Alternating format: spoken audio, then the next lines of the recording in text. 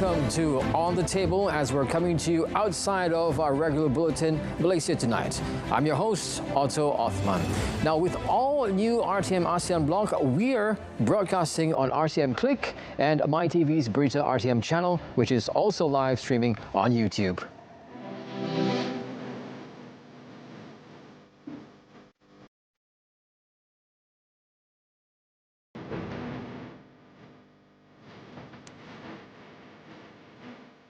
Now, for tonight's episode, in the next 30 minutes, we'll be discussing Malaysia's projected economic growth of 5.8% in the second quarter of the year, 2Q 2024. And we welcome back to the studio renowned economist Dr. Shankaran Nambiar, who's currently in the studio. Thank you very much, Doctor, for coming to the studio. It's a pleasure to be on your show. Now, firstly, we'd like to talk about key drivers behind Malaysia's projected economic growth. So can you please tell us a bit about that? I think most sectors have contributed to growth. I mean, it's been fairly remarkable. Manufacturing has done well, so has mining, and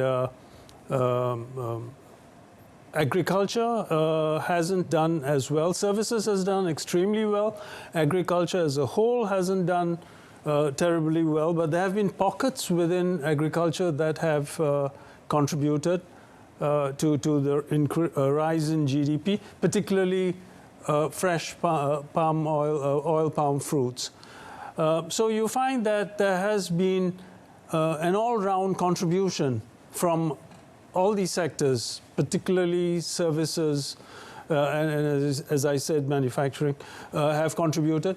And if you also looked at expenditure, you find that households have done well. They have consumed. There has been vibrant consumption from the household sector. Government consumption has been, government expenditure has been good. And perhaps gross capital formation, which is investment, has also been vibrant. Mm-hmm. Perhaps the only area where which hasn't been as positive has been net exports. Mm-hmm. And even that, I think there's a huge silver lining to it, because the net exports, which is the difference between exports and imports, that used to be in fairly negative territory. Mm-hmm. And that difference, the range of the shortfall has been reduced, meaning that exports has risen fast enough to close the gap between exports and imports. Wow! So if you looked at it from all sides, you find that the second quarter has been pretty good. Now, let me remind you that first quarter growth was 4.2%. Okay. Right? So this quarter, if you have 5.8, yep, that comes to 10%, mm-hmm, which averages out to first half giving you something like 5% growth rate. And that's wonderful, because if you can keep that momentum, you could easily expect to get another 5% for the second half, mm-hmm, of 2024, which means very comfortably we would have achieved the target that has been set. I mean, it's not really a target, the projected growth rate that Bank Negara has come out with. My own guess, and this is something that I've mentioned earlier on in my interaction with media, yep, that the second half is likely to be better than the first half. Yeah. We'll come to the reasons a little later. We did talk about this earlier on with regards to the main key drivers of the economy, like what you just mentioned, manufacturing, oil and gas. What about other sectors that might contribute? Is that also contributing to the growth rate in our economy, in GDP? Yes, I would see the big contributors or the big contributions coming from E&E, palm oil, of course, to a lesser extent, though it definitely would contribute. Tourism would be another area in which you would see some contributions coming out. And of course, trade, wholesale and retail trade, I see that as being a vibrant sector. Given the consumption patterns, household consumption, that has been boosting the economy quite a bit. It's a very domestic-driven economy. So given that, I would expect consumption also to be trade, wholesale and retail trade also contributing to GDP growth. How does this growth forecast compare to Malaysia's historic economic performance and the average growth rate in the region? Okay, I'll look at these two slightly separately. Okay. First, looking at historical patterns. I think if we keep up this 5% thing and we achieve, I mean, 5.8 is pretty good, but talking about 5% for the whole year, I think would put us in the kind of growth rates we were experiencing in, let's say, 2017 or so, Okay. I mean, which means we are getting back to the pre-COVID growth rates. Which is a good sign. Which is a very good sign, because I think 2018 we were going a bit soft, and then COVID came, and then it got into negative territory. So from a historical perspective, it's been good. I think also, if you're looking at it as compared to 2023, pretty good, because at the first quarter of 2023, I think growth rates were something like 5.5%, and then it tapered down. Fourth quarter, it was, I think, 2.9%. So whether you're taking a longer view, the last 5 years or so, or you're taking your basis of comparison is last year, whatever your basis for comparison, I think we're doing pretty well. Pretty well. Thank you very much, Doctor. Now, which sector of the Malaysian economy are expected to be the main contributors that you think, Doctor, in this strong growth projection? E&E, definitely. E&E. I think that there's a great initiative. The government is taking efforts to encourage us to get into, I would term it as the two wings, digitization and ESG. So all those alternative energy, climate change related kind of stuff, going green, etc., that would be one area.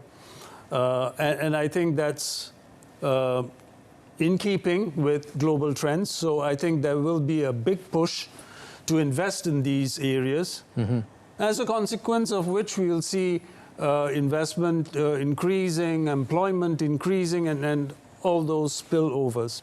So you have the green economy, ESG-related activities, the initiative that comes from that. And then there is, of course, digitization. We saw why digitization was very important during COVID. Yes. And I think we've learned great lessons from that, not just in Malaysia, but also globally. And with 5G rollout, improved connectivity, and how all of this is going to support automation, Internet of Things, etc., that will be another great area in which you can see growth. And don't forget, E&E. That's something we've nurtured the last 50 years, but I think there's going to be a greater spurt starting from the second half of this year, driven by generative AI and the kind of technology that needs to go with it. So you find that globally there's a push towards chips which are of the caliber of 5 nanometers. I see. And 5 and 2 nm. So there's going to be a lot of production of semiconductors of this calibration. It's happening. It's the big players, Samsung, Infineon, the companies in Taiwan, they have already gotten into it. And remember, we have this big hub in Penang. Yes. Which is, I'm glad you mentioned that. Yes, which I think features on the global map.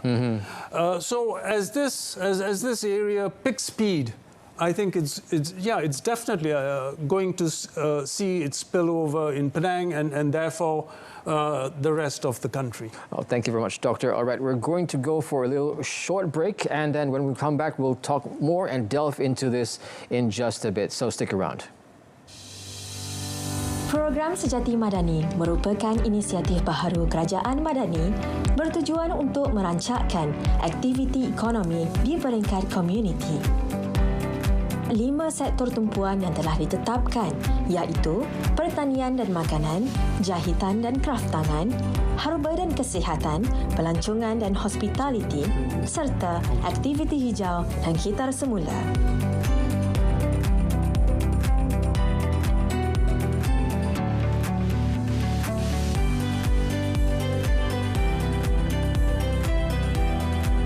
Pemohon yang layak boleh membuat permohonan secara dalam talian dengan melayari pautan sistem sejatimadani.icu.gov.my.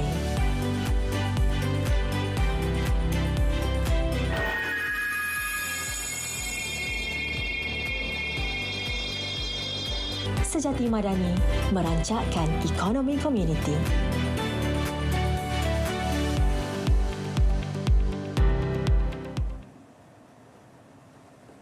Welcome back. We're talking about Malaysia's economy right now, and today in the studio we have Dr. Nampia. And I'd like to ask you, Doctor, with regards to this earlier, with regards to subsidy rationalization, would it support and sustain our economy expansion, Doctor? What do you think? I think subsidy rationalization is a terribly important move. There might be some downsides to it, but it's something that is almost inescapable. And I think the sooner it's done, the better. And I think given our fiscal conditions, now is as good a time as any. So my quick answer to that is it's something that we cannot get away from. It's absolutely essential that we get into it. It would probably be a good thing if we could have a well thought out plan which probably could be shared, and if there were enough time to get buy-in from the different stakeholders, that would be an ideal situation. But having said that, I think that there are some reasons that sometimes why the ideal situation, why we can't pursue the ideal situation. I think there would be fear that if it were discussed well in advance, that there might be opportunism rearing its head. There might be people who would want to take advantage, stockpile. They would know the timing, etc. So I think these practical issues might stand in the way of what would be the best way of doing things. So I think here you have to be careful on how you handle the best with the second best, or what is the most pragmatic way of doing it. Exactly, Doctor. But that being said, I think you might have first order sort of negative effects. In the sense, you might find that the implementation doesn't go as smoothly as you might have wanted it to be, might have wanted it to have gone. It's also possible that there might be rent seekers, people who want to take advantage of this of the situation and raise prices. And I think this is something that we could expect, and something that has to be taken in a stride, and perhaps there have to be mitigating factors that have to be put in place to make sure that there is a cap to it. Just let me get this straight, Doctor. You're saying that the authorities need to take action towards these people who are, misusing this subsidized rationalization concept, because they're taking advantage of the people. So it's the people's job, or I would say their duty, to actually inform the authorities of these people's action, raising the prices and particularly using the economy to their advantage. Is that what you're trying to say? Yes, and I think there has to be adequate, there has to be good monitoring. There are some instances where a price increase is rational.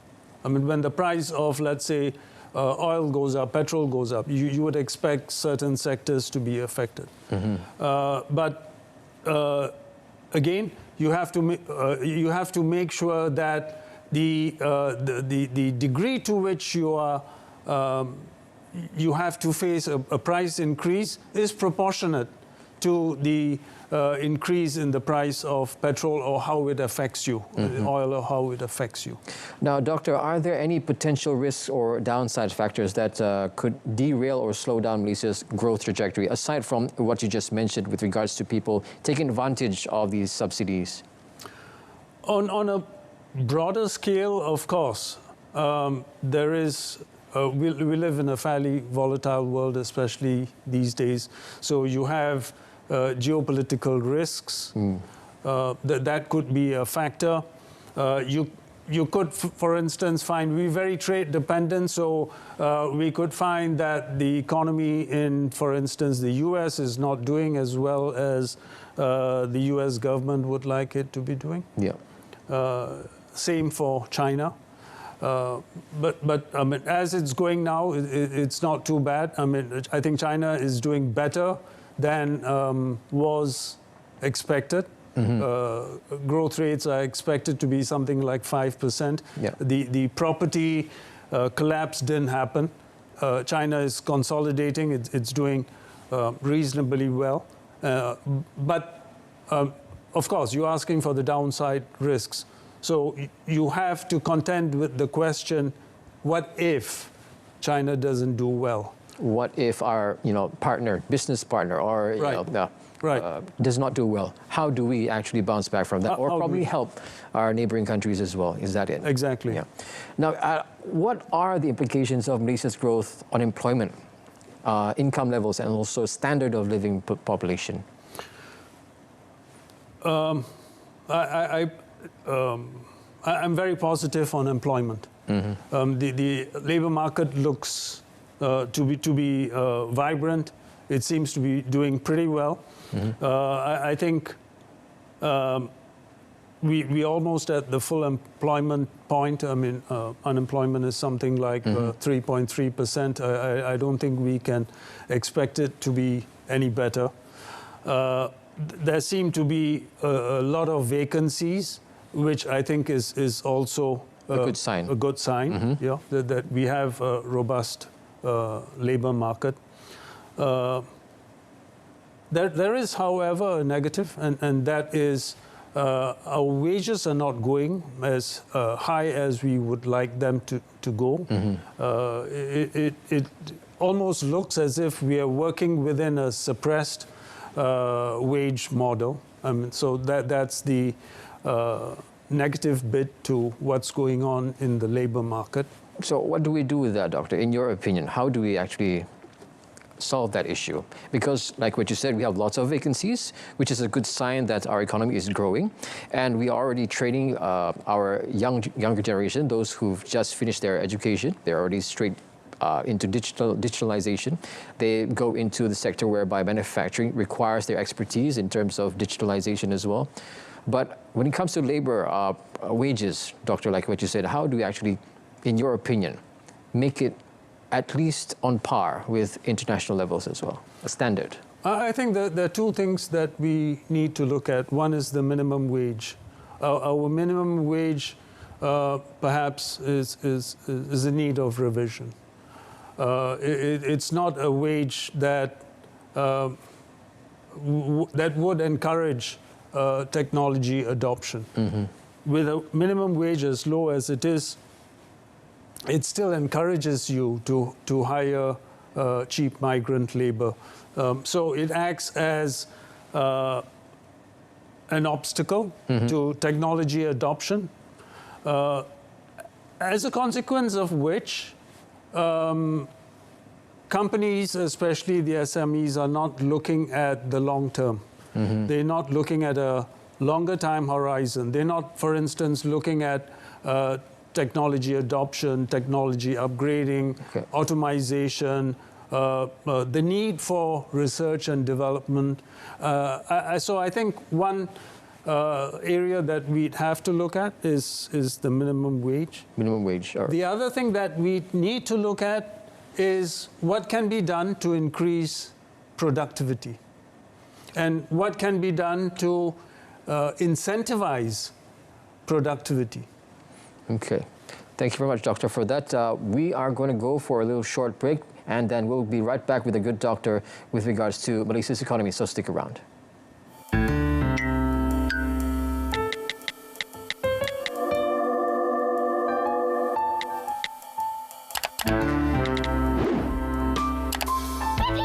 Wow. Anak-anak di bawah umur 13 tahun tidak dibenarkan memiliki akaun TikTok, akaun Facebook, akaun Instagram dan mana-mana akaun media sosial yang lain.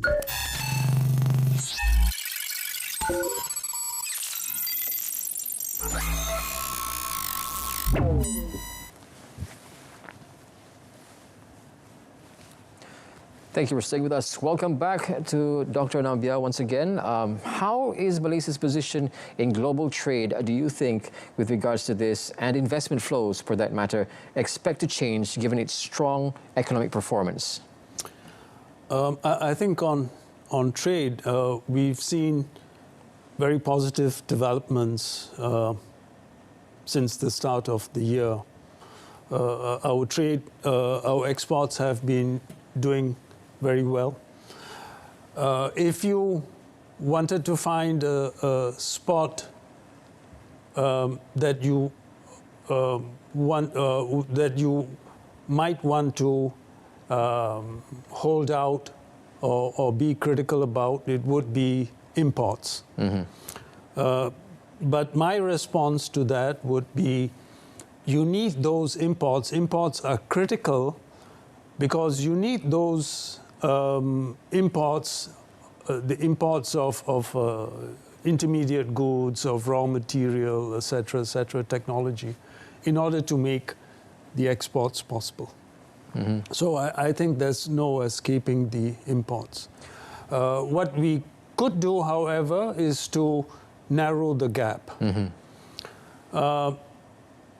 And I think the global trade environment, it's not the best possible environment, but I think it's still positive. I think IMF, World Trade Organization have put global trade at, I think, growing something like 3.3%.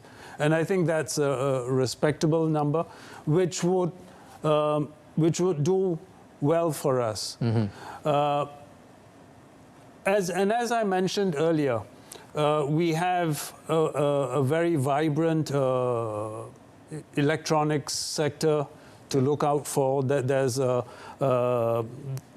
there's likely to be an upswing as far as the semiconductor industry is concerned, and I think that's going to do very well for us. Same with services. There's going to, I'm quite sure, be a lot of trade in services, and also palm oil related products. The price of palm oil is going up because of shortfalls in production. So that again is going to be conducive for us. We're going to be beneficiaries of the higher price in palm oil. So on the trade side, I'm fairly optimistic. Optimistic about the trade, yeah? And coming to investment, I think a lot has been done by MITI, Martrade, etc. By MITI, especially MIDA, there's been a lot to encourage investment into the country. I think the approved FDIs have been very respectable, and there has been an expansion of capacity by many of these semiconductor industries. And we also find that there are new industries that are coming into the country that are seeking out Malaysia as a center for, as an investment hub.